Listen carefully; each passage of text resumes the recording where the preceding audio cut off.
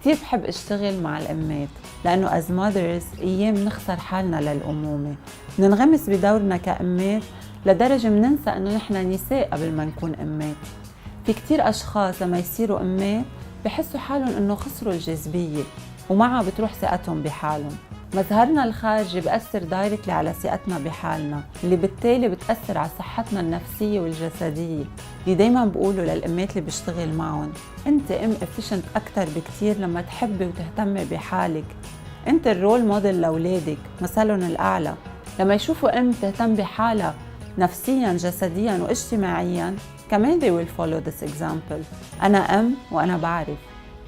بدي أقول Happy Mother's Day لكل الأمات، وبتمنى لكم ستايل اند فولفيلمنت always. تابعوني على الفيسبوك، انستغرام واليوتيوب for more mind and style tips. رنا حركي.